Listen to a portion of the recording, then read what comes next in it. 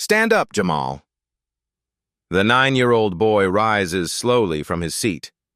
Professor Richard Whitmore, the white Columbia University professor, walks over and picks up Jamal's notebook, the one filled with equations the fourth grader taught himself. Did you copy these from somewhere? No, sir, I did them myself.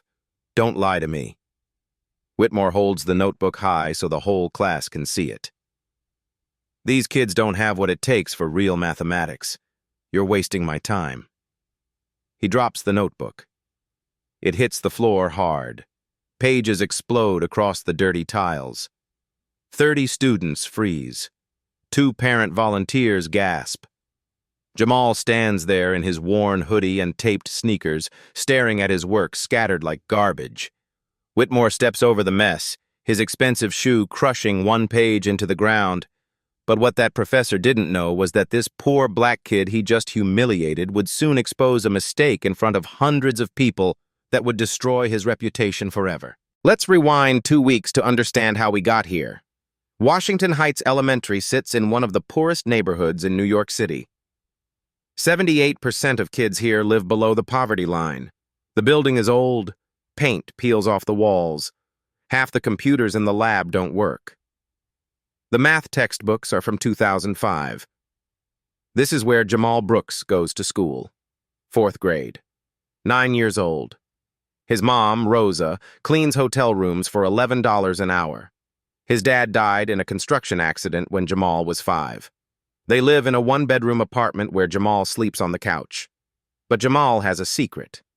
He's obsessed with math. Not the simple addition and subtraction his class does. Real math. The kind that makes your brain hurt. He discovered it by accident when he was 7. Found an old algebra book at the public library. Most kids would flip through it and give up. Jamal saw patterns. He saw colors. When he looks at numbers, he sees them as 3-dimensional shapes floating in his mind. 5s are blue pyramids. 7s are red spirals. Prime numbers glow green. It's called synesthesia. Jamal doesn't know the word. He just knows he sees math differently than everyone else. By age 9, he's teaching himself high school algebra.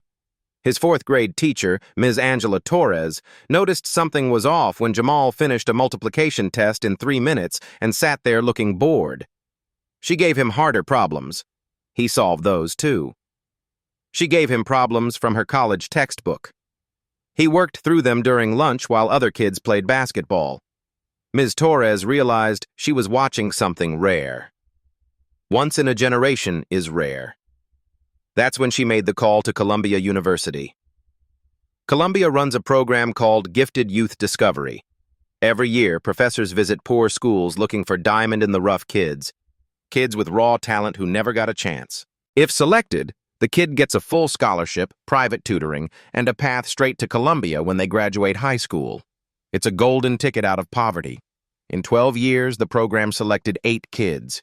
All of them succeeded. All of them came from middle-class families. Not one was black.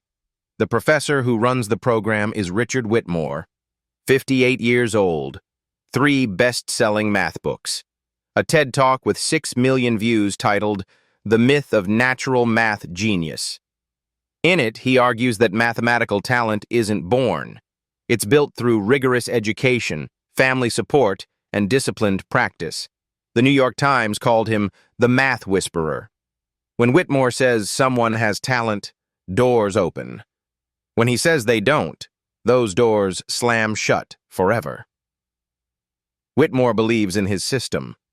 He grew up poor himself, white kid from rural Pennsylvania, escaped through brutal discipline and a strict teacher who never let him quit.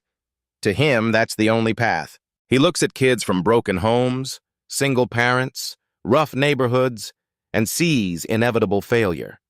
Not because of their race, he'd never admit that. Because they lack structure. Because nobody's pushing them. Because talent without foundation crumbles. When Ms. Torres called and said she had a student who might be special, Whitmore agreed to visit. 1 evaluation. That's all. He'd seen dozens of teachers convinced their student was a genius. They were always wrong. He arrived at Washington Heights Elementary on a cold Monday morning. expensive suit, leather briefcase, Patek Philippe watch that cost more than Rosa makes in 6 months. He sat in the back of Ms. Torres's class and watched Jamal solve fraction problems faster than kids twice his age, watched him raise his hand for every question, watched him sketch geometric patterns in the margins of his notebook during silent work time. After class, Whitmore asked to see Jamal's independent work. Torres showed him this notebook. Pages and pages of self-taught algebra, quadratic equations, systems of equations. Some problems were solved correctly, some with small errors, but the attempt was there. The thinking was there. Whitmore closed the notebook. He looked at Jamal, small for his age, drowning in a hoodie 2 sizes too big, shoes held together with duct tape. He looked at the classroom, the cracked whiteboard, the broken pencil sharpener, the water-stained ceiling tiles. He looked at Ms. Torres, young and idealistic, probably thought she could save every kid. Then he made his decision. He would teach this teacher a lesson about reality, about what real talent looks like, about why good intentions aren't enough. That's when he designed the trap. 3 days after the notebook incident, Ms. Torres does something that takes courage. She corners Whitmore in the hallway before he leaves the building. "Professor, I don't think you were fair to Jamal." Whitmore stops, turns.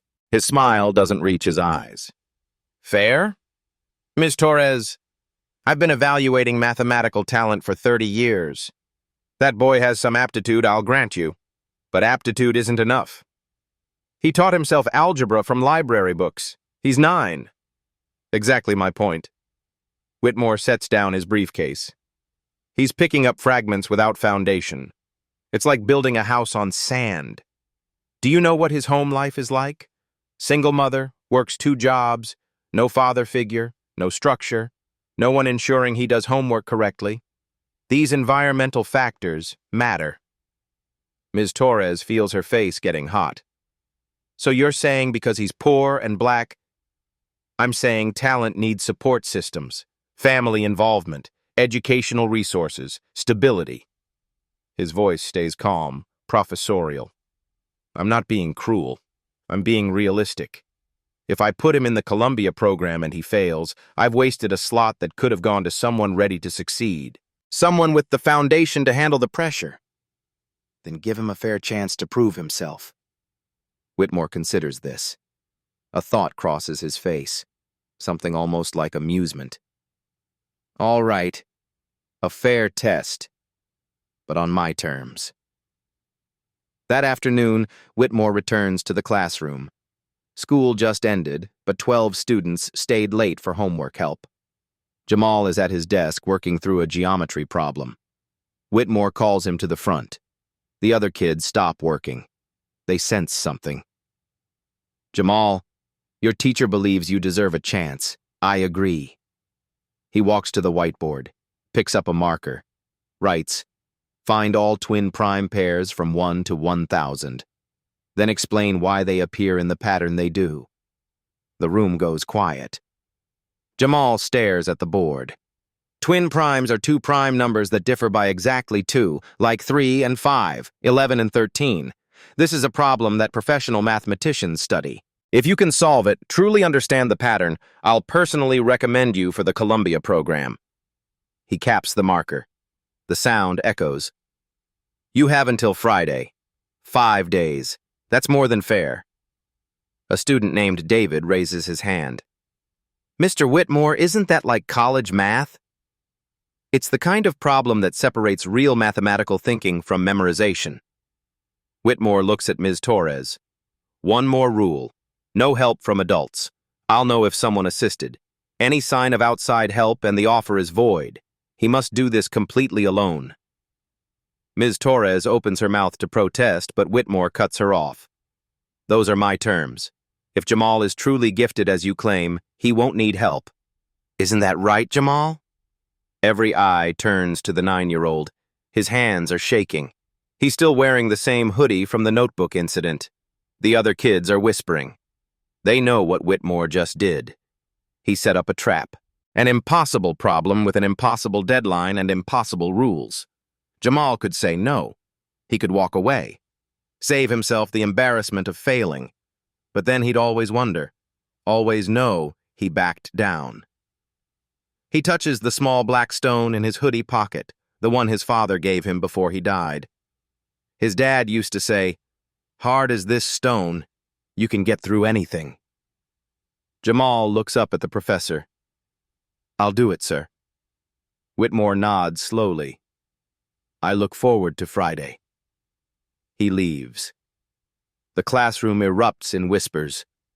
Ms. Torres kneels down next to Jamal's desk. "You don't have to do this." But Jamal is already copying the problem into a fresh notebook. What that professor didn't realize was that he just gave a 9-year-old the motivation to expose him in a way he'd never forget. 5 days. Jamal has 5 days to solve a problem mathematicians have studied for decades. Saturday morning, 8 a.m. Public library opens.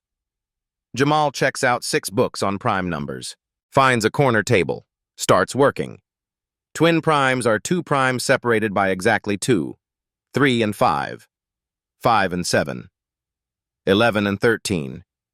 He lists every number from 1 to 100 by hand, circles the primes, marks the twins. 3 hours later, he reaches 200, hand cramping, numbers blurring. But he sees something. Many twin pairs appear near multiples of 30, 29 and 31, 59 and 61. Why 30? Sunday. Back to the library. Pushes to 600. The pattern holds but also breaks. Some multiples of 30 have no twins nearby. Others have several. The inconsistency frustrates him. Monday after school, Ms. Torres lets him work in the classroom. She grades papers, doesn't help. By midnight at home, he's found all twin primes to 1,000. 205 pairs total.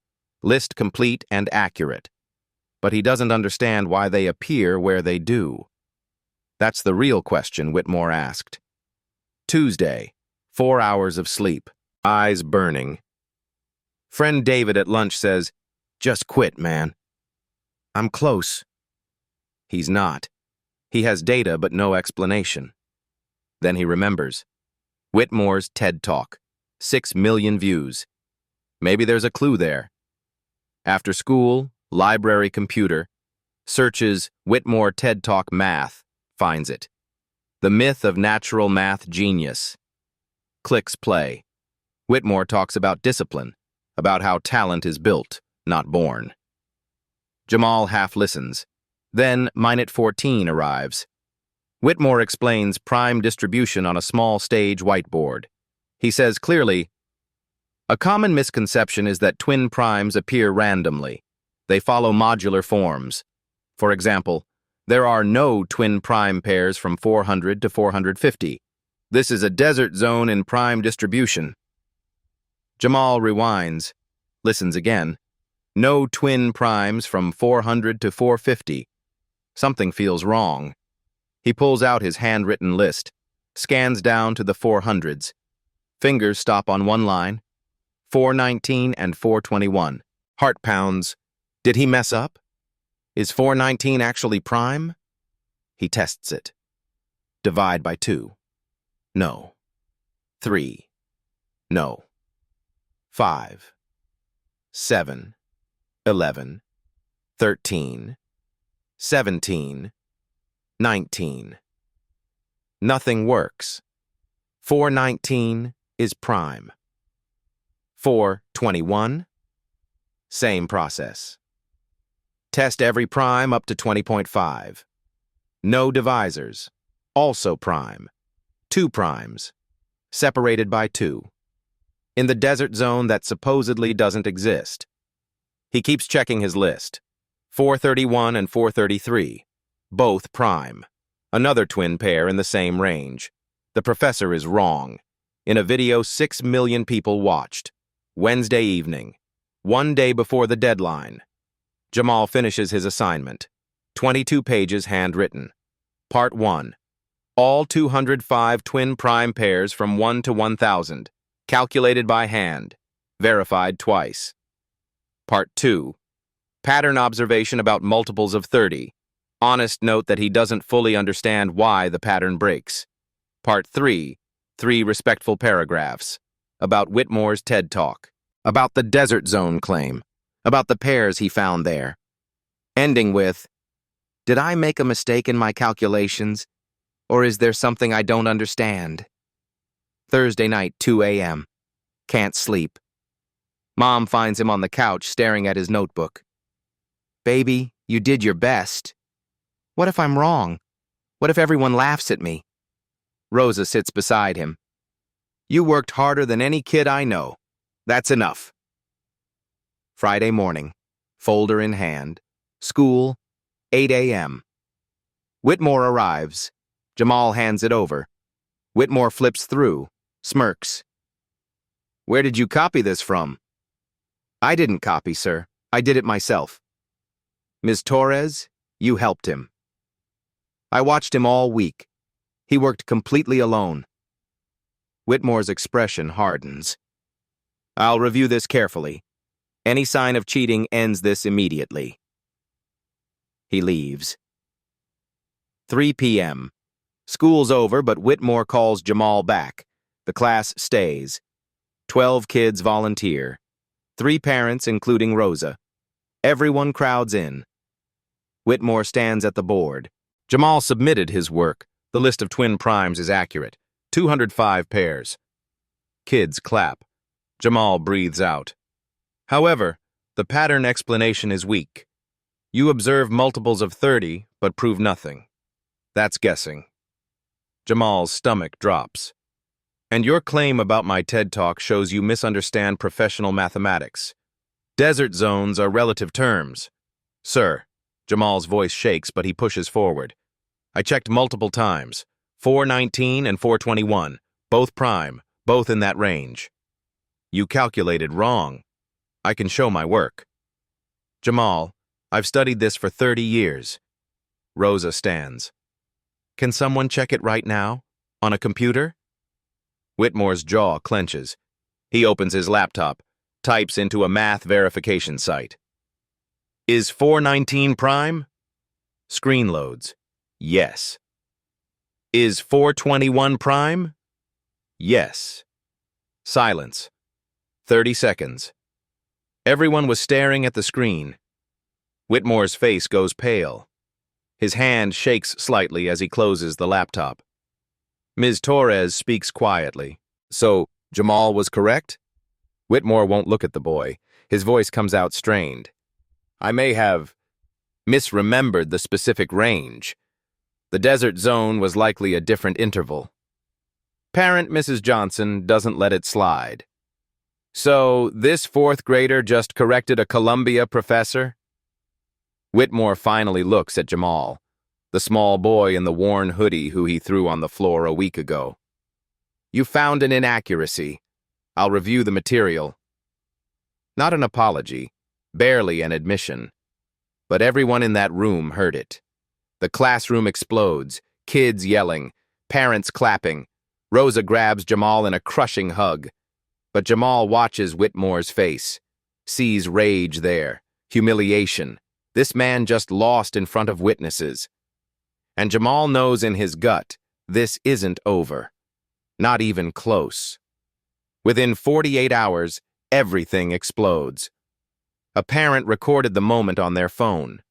30 seconds of Whitmore checking the computer, going silent, his face draining color. Posted to Facebook, Saturday morning. By afternoon, 5,000 shares. By Sunday, it jumps to TikTok. Twitter, Reddit. Local news picks it up. Education blogs write about it. The video goes viral. Headlines, 4th grader corrects Columbia professor. 9-year-old finds error in viral TED Talk. Poor black student outsmarts Ivy League math expert. Comment sections become war zones. One side celebrates Jamal. The other defends Whitmore. Some get ugly. DEI lowering standards. Kid got lucky. Why celebrate mediocrity? Kids at school show Jamal the comments. He reads them. Each one feels like a punch. Monday morning, Columbia calls Whitmore in. Department Chair Dr. Patricia Carter sits across from him. Ted verified the student's findings. Your talk needs a correction notice.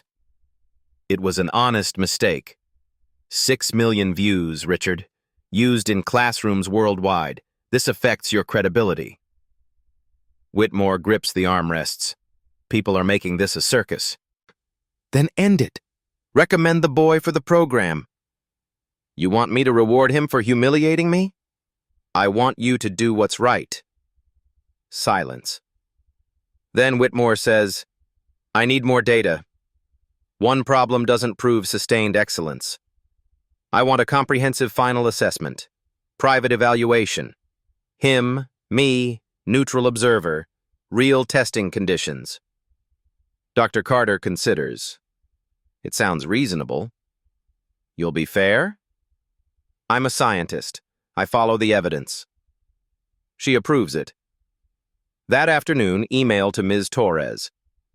Final assessment. Thursday, 2:30 p.m., private room. Jamal solves progressive problems for 30 minutes, explains reasoning for 10 minutes. Columbia observer present. No parents, teachers, or students. This determines program acceptance. Ms. Torres calls Rosa that night. He's isolating Jamal, putting him alone with the man who humiliated him. Can we refuse? Then Jamal loses the program. Rosa goes quiet. What will Whitmore do? Try to make him crack, pressure him, pressure. Force verbal explanations which Jamal struggles with. Set him up to fail. Can Jamal handle it? Ms. Torres thinks about the boy who worked 5 days straight, who found a professor's error, who stood up shaking but didn't back down. I don't know. He's 9, and Whitmore wants to destroy him. Next morning, Ms. Torres tells Jamal. His face goes white. Alone? Just me and him? Plus a Columbia observer. What if I mess up? What if I freeze? She kneels to his level, hands on his shoulders. Jamal, that professor is scared of you. That's why he's doing this.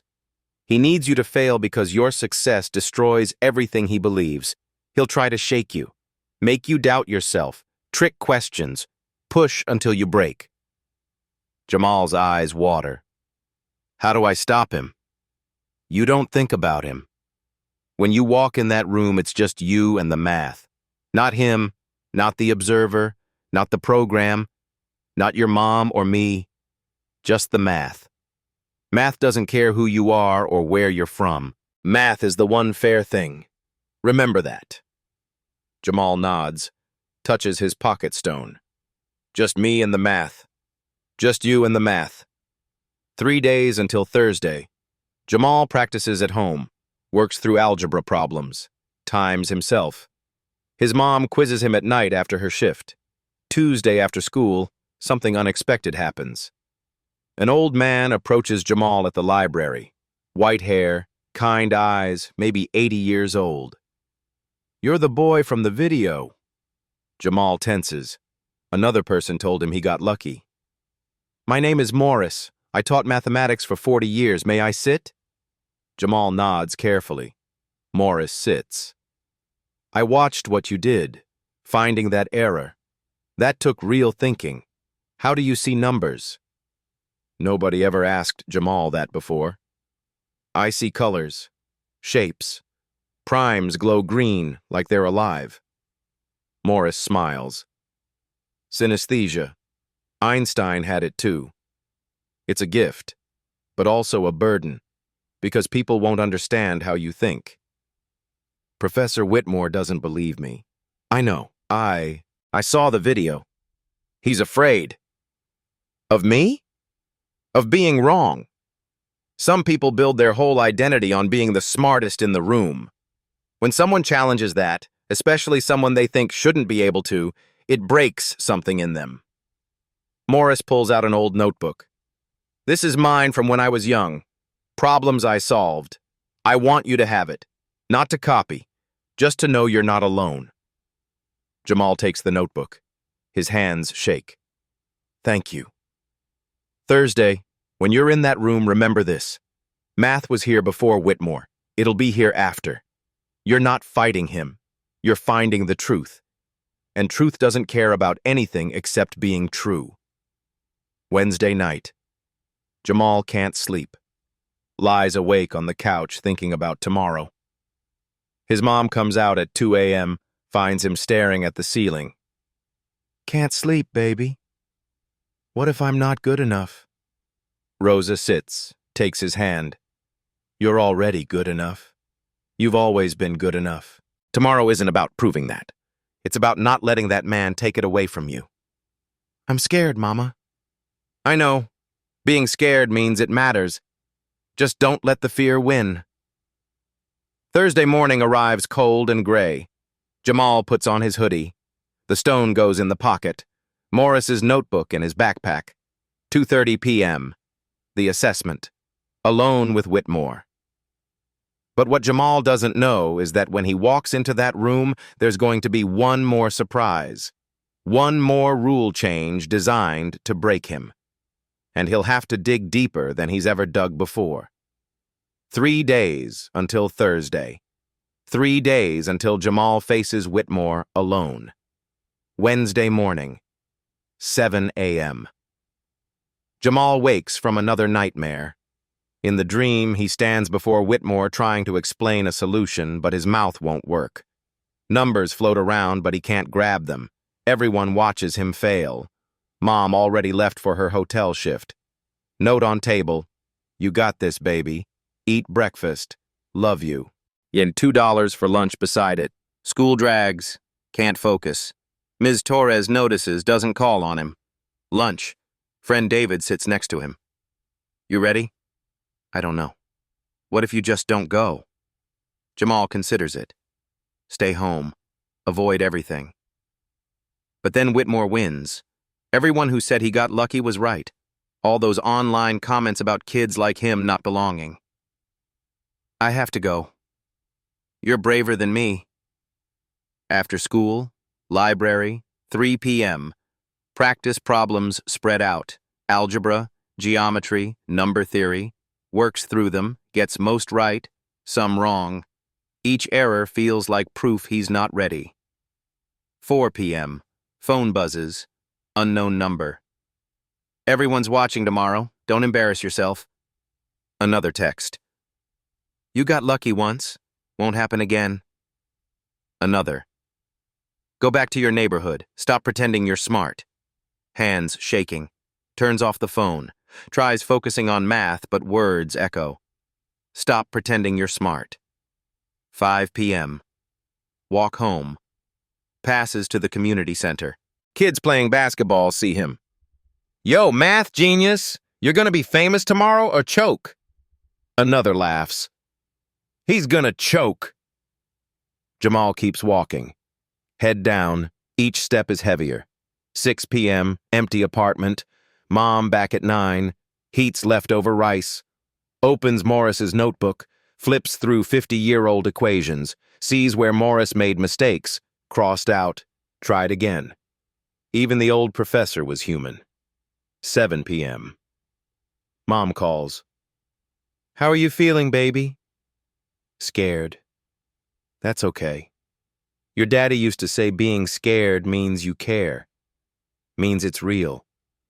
Don't run from being scared. Walk through it. What if I let everyone down? Jamal, you already made me proud. Tomorrow, whatever happens, you're still my genius. Say it. Say I'm enough. Voice cracks. I'm enough. Now eat and sleep. 8 p.m. Can't sleep. Ceiling staring. 30 minutes of problems tomorrow. 10 minutes talking. Whitmore watching. Waiting for failure. 9:30. Mom home exhausted. Sits on the couch edge. Hand through his hair. Still awake? Can't stop thinking. About what? What if my brain doesn't work? What if I forget everything? Rosa is quiet. Then, That professor is more scared than you. How? You have nothing to lose. Already proved yourself, but him? Everything to lose. Reputation, pride, belief about who's smart. You shook that. Tomorrow he tries taking it back. You don't let him. Yes, Mama. Sleep, maybe 2 hours total.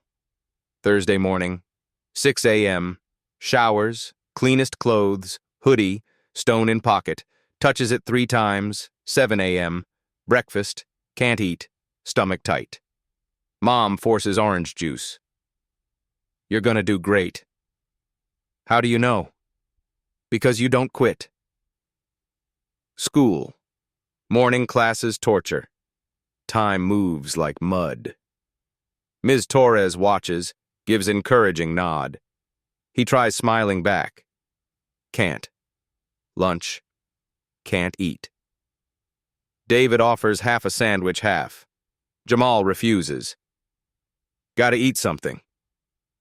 I'll throw up. 1 p.m. 2 hours until assessment. Ms.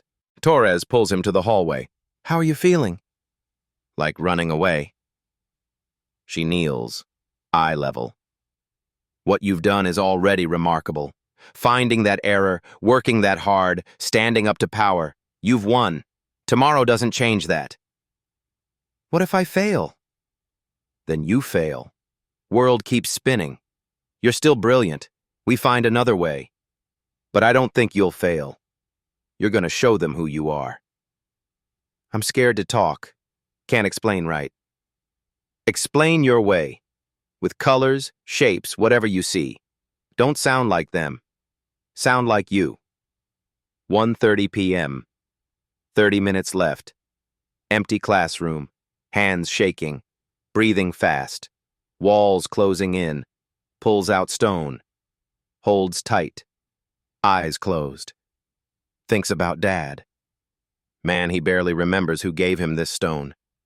Told him he was strong. Thinks about Mom working 2 shifts for notebooks and library cards. Thinks about Ms. Torres believing when nobody else did. Thinks about Morris and his old notebook. You're not alone. Thinks about online comments. People wanting him to fail. Deciding he doesn't belong. Something shifts.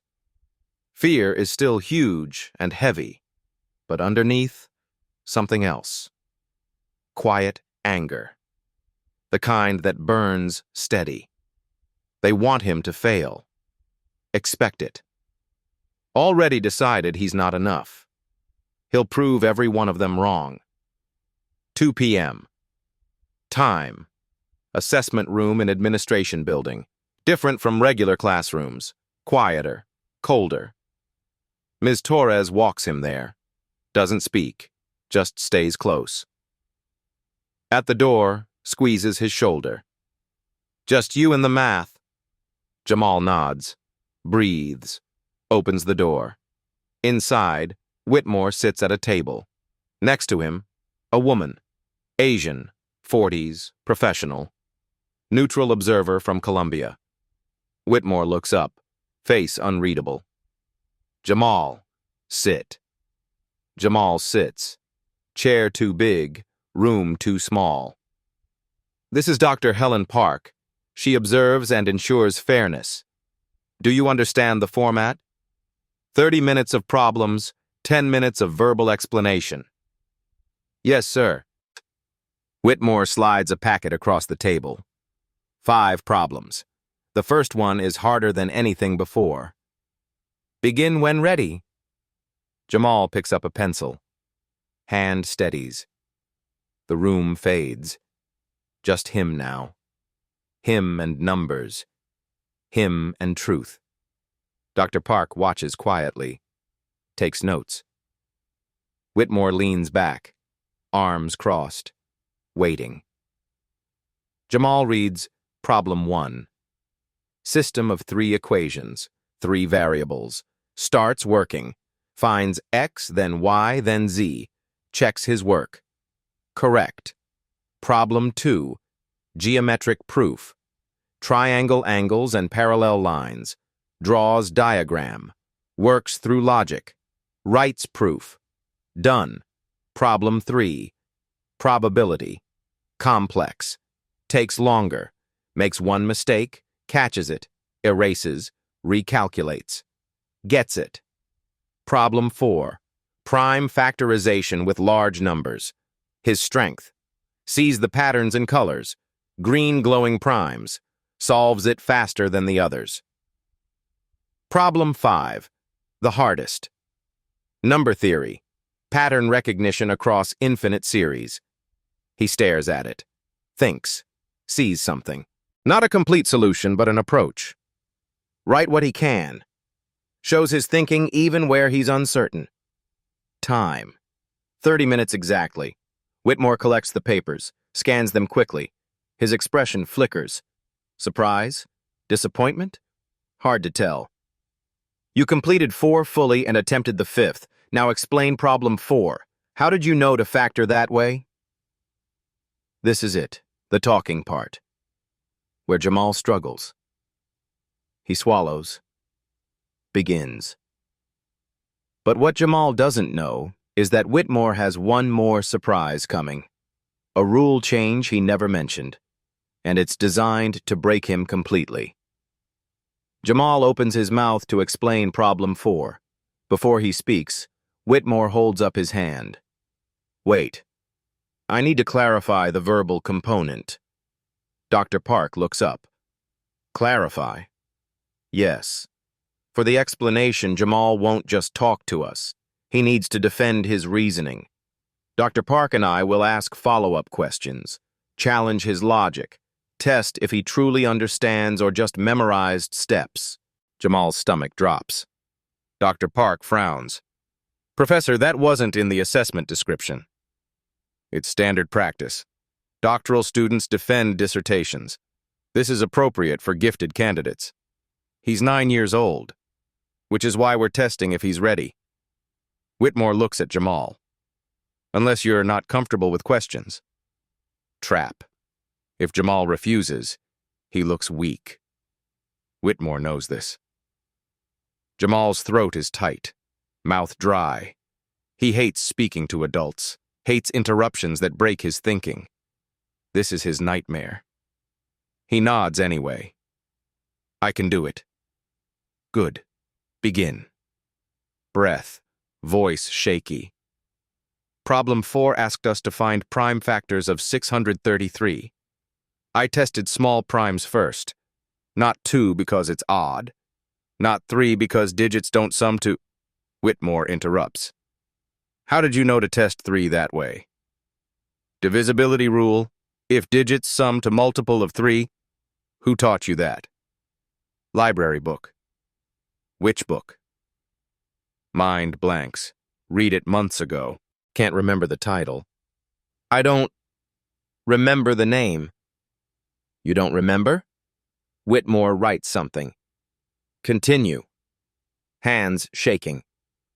Not 5 because it doesn't end in 0 or 5. Tested 7. Doesn't divide. Tested 11.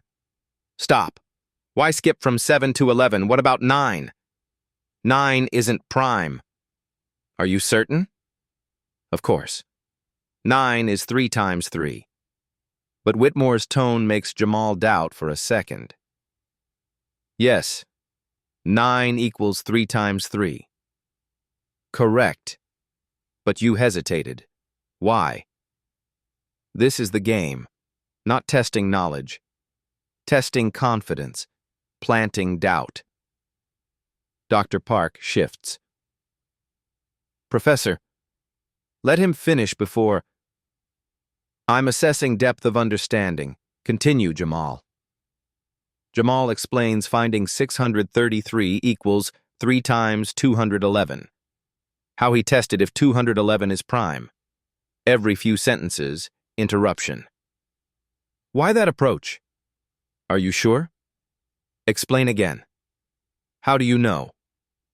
5 minutes in, Jamal stumbles over words. Loses place. Confidence crumbling. Exactly what Whitmore wanted. 10 minutes end. Jamal feels like he failed. Math was correct, but he sounded uncertain, confused, like he didn't understand his own work. Whitmore leans back. Thank you. We'll discuss and notify you by Monday. Over. Jamal stands on shaky legs, walks to the door. Behind him, Dr. Park's voice, quiet but firm. Professor Whitmore, I need to speak with you, privately, now. Jamal walks out. The door closes. Ms. Torres waits in the hallway. One look at his face, she knows. How did it go? He shakes his head. Can't speak. Eyes burning. She walks him to the empty classroom.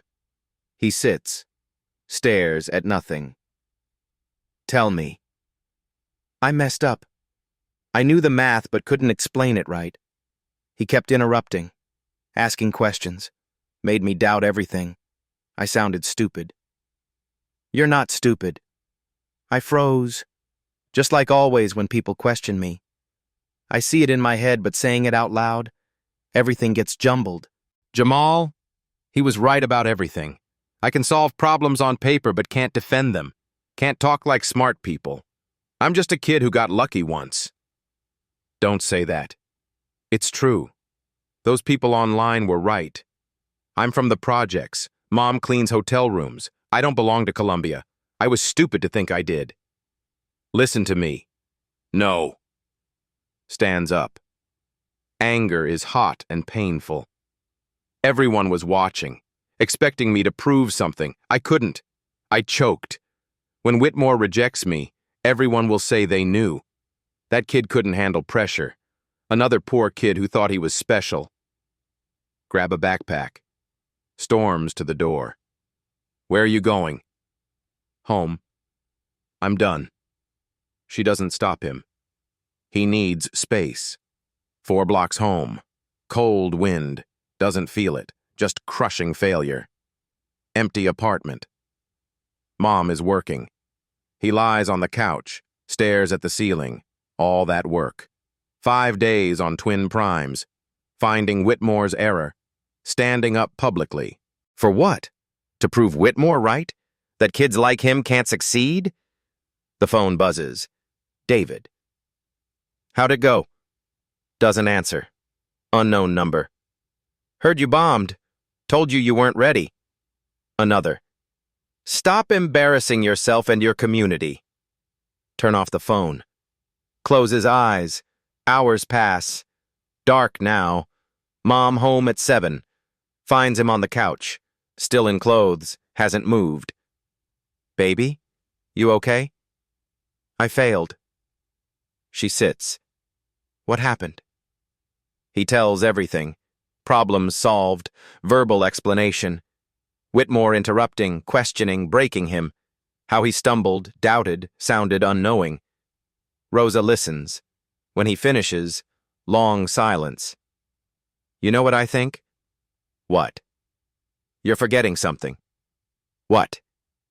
You solved those problems. All of them. The math part, the part that matters. You did it. But I couldn't explain. Because he wouldn't let you. Changed rules mid-test to make you fail. That's not you failing. That's him cheating. Jamal sits up. Doesn't matter. He's the professor. He decides. Maybe. Rosa takes his face in her hands. But you know what else?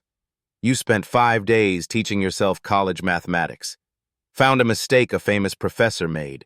Stood before everyone with shaking hands.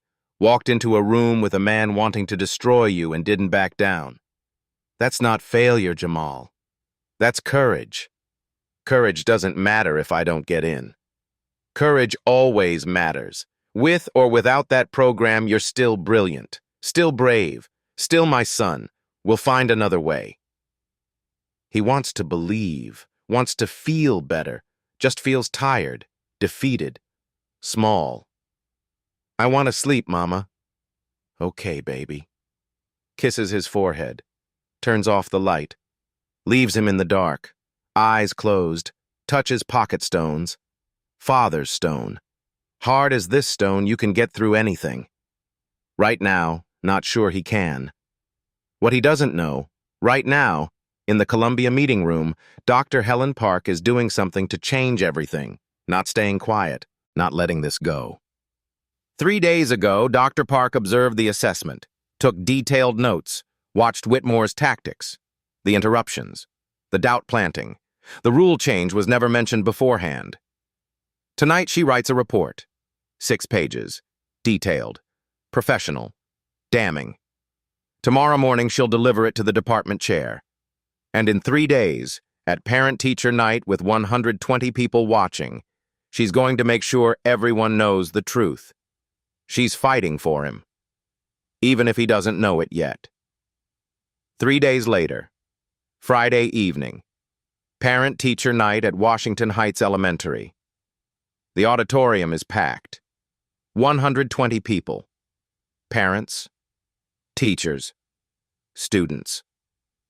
Local news sent a reporter after the viral video. 2 cameras in back. This is the night Whitmore announces his decision about Jamal. Jamal sits front row with his mom. Wearing the same hoodie, stone in pocket. Hasn't slept well in 3 days. Keeps replaying the assessment in his head. Every stumble, every hesitation, every moment he sounded stupid. Ms. Torres sits 3 rows back. Morris, the old man from the library, came too. Sits near the aisle. David and 5 other classmates fill a row. Everyone who believed in Jamal showed up. 7 p.m. Principal introduces Whitmore. Polite applause. Some parents don't clap. They saw the video. Know what he did to Jamal. Whitmore walks to the podium. Expensive suit. Confident. He's done this before. Knows how to control a room. Thank you all for coming. I've spent several weeks evaluating Jamal Brooks for Columbia's Gifted Youth Discovery Program. This decision requires careful consideration. Jamal's hands grip his knees. Here it comes. Jamal is a bright student, hard-working. He showed aptitude in identifying patterns. However, the program demands more than aptitude. It requires deep mathematical understanding, ability to think under pressure, and clear communication of complex ideas. Pause. Whitmore looks directly at Jamal. After thorough assessment, I've concluded Jamal is not ready for this program. He needs more foundational work, more structured education, more time to develop. Perhaps in a few years, with proper support, he could reapply. But at this time, I cannot recommend him. The room erupts in whispers. Jamal feels like he's underwater, can't breathe. Mom's hand grabs his. However, Whitmore raises his voice over the noise. This doesn't mean Jamal lacks potential. It means he needs the right environment first. Rushing him into advanced work would set him up for failure. I'm protecting him by saying no. Protecting him. Like this is kindness. Like rejection is a favor. From the back, someone stands. Dr. Helen Park. She walks down the center aisle. Every eye follows her. Excuse me, Professor Whitmore. Whitmore's face tightens. Dr. Park, this isn't the time. I'm the neutral observer from Columbia who monitored the assessment. I have something to say. She reaches the front, turns to face the audience. 3 days ago, I watched Professor Whitmore evaluate Jamal. I took detailed notes. Notes I've since submitted to Columbia's administration. People need to hear what I observed. Dr. Park, you're out of line. She ignores him, speaks to the crowd. Jamal was given 5 problems at high school and college level. He solved 4 completely. The 5th, he showed correct reasoning even without finishing. For a 9-year-old, this is exceptional. Parents lean forward. News cameras zoom in. Then came a verbal explanation. Jamal began clearly. But Professor Whitmore interrupted constantly, changed the rules mid-assessment by adding adversarial questioning not mentioned beforehand. He didn't assess understanding. He assessed confidence. And when Jamal hesitated, Not because he didn't know the math, but because he was being psychologically pressured. Professor Whitmore used that hesitation as proof of inadequacy. Whitmore steps forward. I was conducting a standard academic evaluation. You were trying to make him fail. Dr. Park's voice cuts like steel. I've observed dozens of assessments. This wasn't an evaluation. This was sabotage.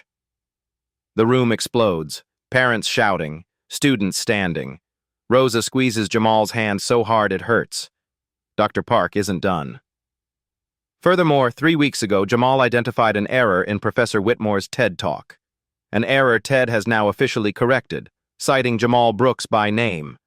A 9-year-old child found a mistake that 6 million viewers, including professional mathematicians, missed. That alone proves exceptional ability. She turns to Whitmore. You're not protecting this child. You're punishing him for embarrassing you. That is absolutely, is it, Doctor? Park pulls papers from her folder. I have your assessment notes here. You wrote, the student appears to have some natural ability but lacks the discipline and background necessary for rigorous academic work. Tell me, Professor, how did you determine he lacks discipline after watching him work 5 days straight on an impossible problem? How did you assess his background when you never asked about it? Whitmore's face reddens. I've evaluated candidates for 12 years, and in 12 years, how many black students have you accepted? Silence. Complete silence. I checked. 8 students in 12 years. 0 black students. You claim this is about readiness, about foundation, but the pattern suggests something else. How dare you accuse me of... I'm not accusing. I'm observing. Just like you observed Jamal. And my observation is this. You saw a poor black child from a broken home and decided before he ever walked in that room that he would fail. You designed an assessment to confirm your bias, and when he succeeded anyway, you changed the rules. Parents are on their feet now, some shouting agreement, some defending Whitmore. The room is chaos. Principal tries restoring order. Please, everyone! Dr. Park raises her voice. Based on my evaluation, Jamal Brooks not only qualifies for the Gifted Youth Discovery Program, he exceeds requirements. I'm recommending him directly. The Columbia administration has approved my authority to do so. Jamal's head snaps up. What? Furthermore, I'm volunteering to be his mentor. Professor Whitmore, you're right about one thing. Jamal needs support, structure, guidance. I'm providing it. The room erupts in applause. Half the audience was standing, clapping, cheering. Rosa pulls Jamal into a hug. He can't process what's happening. Whitmore stands at the podium, alone, defeated. His face cycles through emotions, anger, humiliation. And finally, something else, something smaller. He looks at Jamal, the 9-year-old boy he tried to destroy, who's crying now in his mother's arms while people cheer. 10 seconds of silence. Whitmore staring. Everyone is waiting. When he finally speaks, his voice is quiet, strained. I was wrong. The room goes silent. I looked at Jamal and saw what I expected to see. Deficits, limitations, reasons he would fail. I didn't see what was actually there. He pauses, swallows. Jamal, you found an error I made. You worked harder than most adults would. You solved problems far beyond your grade level. And you did it without the advantages I assumed were necessary. Another pause. Longer. I built my career on the belief that mathematical genius is made, not born. That it requires specific conditions, specific environments. I used that belief to justify decisions that weren't fair, weren't right. He looks directly at Jamal. You proved me wrong. About what's possible. About who belongs, about a lot of things. Lot. I'm sorry. I'm sorry I made you prove so much. I'm sorry I tried to take your dream away. It's not a perfect apology, not complete, but it's real. Everyone hears the break in his voice. Jamal stands, small in his too big hoodie, walks to the front, stands before Whitmore. The professor towers over him, but somehow Jamal doesn't feel small anymore. I accept your apology, sir, but I hope you won't do this to another kid. Because there are others like me, who see math in colors, who teach themselves from library books, who don't look like what you think smart looks like. They deserve chances, too. Whitmore nods. You're right. They do. The room erupts again, louder this time. Jamal turns, sees his mom crying, Ms. Torres crying, Morris giving him a thumbs up, David and his friends cheering. He did it. He actually did it. Not just got into the program, changed something bigger. 20 minutes later, crowd dispersing, parents congratulating Rosa, students surrounding Jamal. Doctor, Park approaches, holds out her tablet. Jamal, check your email. Use mine. He takes it. Opens email. Top message from TED official. Subject, correction notice published. Your contribution, recognized hands, shake reading. TED posted an official correction to Professor Whitmore's talk. They verified your findings about twin primes in the 400 to 450 range. Credited to you by name, full name, age, school. It's permanent. Rosa reads over shoulder. Gasps. 6 million people watched that talk. Now every single one sees a correction notice. Your name is attached to one of the most viewed math lectures in TED history. That's your legacy, Jamal, at 9 years old. Stares at screen, sees his name. Jamal Brooks, age 9, Washington Heights Elementary, right there in the official TED database. Not just program acceptance. This is different, bigger, permanent. His discovery is now part of academic record. Forever. Every mathematician referencing that talk will see your correction. Every student watching it. Your name is in the mathematics conversation now. Looks up. People will know I was right. More than that. People will know a 4th grader from a poor school found something professionals missed. Across the room, Whitmore watches. Sees Jamal with a tablet. Knows what that email means. His legacy is now permanently intertwined with this child's correction. Walks over slowly. Rosa tenses. Whitmore stops. Looks at Jamal. I saw the TED notice yesterday. Could have fought it. Argued error was insignificant. I didn't. Because you were right. That matters more than my pride. Extends hand. Congratulations, Jamal. Truly. Jamal looks at hand, looks at mom. She nods. Your choice. Shakes it. Whitmore's grip is firm but not crushing. Just a handshake. Thank you, sir. I hope someday you can forgive me. Thinks about the notebook on the floor. Impossible problem. Assessment designed to break him. 3 days thinking he failed. All kids who never got a second chance. I'm not ready to forgive yet. But maybe someday. Whitmore nods. That's fair. Walks away. Shoulders slightly bent. Not defeated. Changed. Morris appears beside Jamal. Old mathematician grins. You didn't just win. You taught that professor something nobody else could. That's real power. 2 weeks later, Columbia University sends an official acceptance letter. Full scholarship to Young Scholars Program. Starts next semester. Dr. Park as personal mentor. Local news runs a story.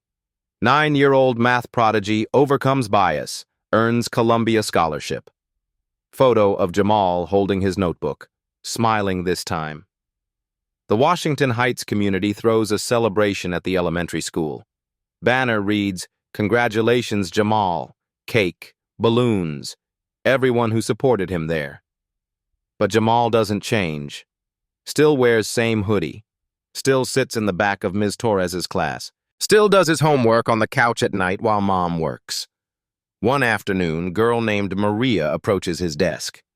Quiet kid, never raises hand, struggles with fractions. Jamal, can you help me? I don't get this problem. He looks at her work, sees where she's confused. Okay, look. Don't think of fractions as numbers. Think of them as pieces. Like if you have pizza cut into 8 slices and you eat 3, you ate 3/8. See? Maria's eyes light up. Oh, that makes sense. You're not bad at math. You just needed to see it differently. She smiles. Goes back to her seat, works through the problem, gets it right. Ms. Torres watches this. That's the moment she knows Jamal will be fine. Not because he's smart, because he remembers where he came from. That night, Jamal opens a new notebook. First page blank. Clean, full of possibility. Writes at top, prime number patterns and modular forms, Jamal Brooks. Starts sketching. Numbers in colors. Green primes glowing. Red composite numbers. Blue patterns emerging. His next project. His next discovery. The phone rings. Mom calling from work. How are you feeling, baby? Good, Mama. Really good. I'm proud of you. You know that? I know. Get some sleep. School tomorrow. Hangs up. Jamal looks at his notebook, thinks about everything that happened. The floor, the viral video, the assessment, the parent-teacher night, all of it. He picks up his father's stone, holds it tight. I did it, Dad. I got through. Sets stone on table, picks up a pencil, gets back to work. Because here's the truth nobody tells you. Talent isn't about where you're from, isn't about who believes in you, isn't about having the right advantages or the perfect environment. Talent is about seeing something nobody else sees, working when everyone says quit, standing up when they push you down, believing math when you can't believe yourself. Jamal proved he belonged, not by being perfect, by being brave enough to try. If this story reminded you of a time you had to prove yourself twice as hard, share it. Drop a comment about someone who told you that you didn't belong. Subscribe to hear more stories about people who refuse to stay small. Because the best way to change what people think is possible? Show them. And Jamal Brooks just showed the world. The story you heard today wasn't cleaned up. It was told exactly as it happened. At Black Voices Uncut, we believe that's the only way truth can live. If you felt something, hit like, comment, and your reaction, and subscribe. Every week, we bring you voices that refuse to be silenced.